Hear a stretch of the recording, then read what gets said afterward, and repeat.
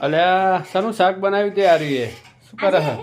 હા શિયાળો ચાલુ ના થયો હા એટલે આજે હે ને જો તુવેર ઠોઠાનું શાક બનાવી છે. જે ખાવું હોય ને આઈ જજો. તુવેર ઠોઠા કરે એમ હા ઈએ પાછી હોય ને આપણે સઘડી પર જો. હા સઘડી પર તો બનાવે. સગડીનું હા પ્યોર સઘડીનું. બધા કેમ દેશી ગામડાનું. આ પ્યોર સઘડીનું. શાક તો બની ગયું.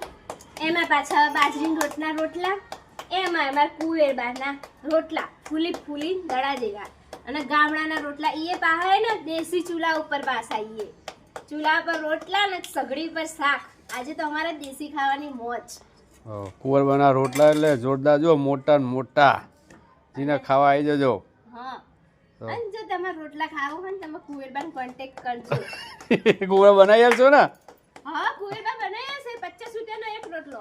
ઓહો એવું સસ્તો કે મૂકો કેવાય? ના લે સસ્તો અત્યારે બાજરી કેટલી મૂકી હ પછી એના માટે તો શું કરવા જ પડે ને મૂંગા. હા એમાં પછી અમારા સાસુમાં આવશે હમણે બટુ કરું એમાં જો અમાર મમ્મી છે ને એ હે ને પેલા કુવેરબા રોટલા ગળે ને તો મમ્મી એમાં રોટલા ઉછાળવા ગળાય છે અને આ અમાર ભૂપા કાકા એ હે ને બરતું કરવા આયા ચૂલામાં. એ સોગી ન એ કરતું કરવા આયા રોટલા. હા થઈ ગયું. કેવું શાક બન્યું હે પારસભાઈ? ઓય તમે શું કેવું હો પપ્પા?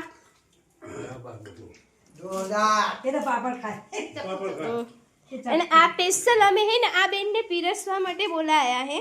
અલગ અલગ બેનને રાખ્યા હે અને આ બેન અમાર પાછા એક રોટલા વાળા બેન તો રોટલા ઘડે જાય છે. આ બેન પીરસવા આ બેન આમથી આમ બધું વસ્તુ આગા પાછા એ સામે જ બોલી આવું કેવું મમ્મી આગા પાછા વાળા બેન રોટલા નહીં ખાવતા એમને યાર વીઆઈપી મહેમાન આજે ખાઈ લો એટલે રોટલા ખાઈ હેડો ખાવું એટલે જ્યારે ના ભાવે ના ખાય બરોબર ઉઠી જશે.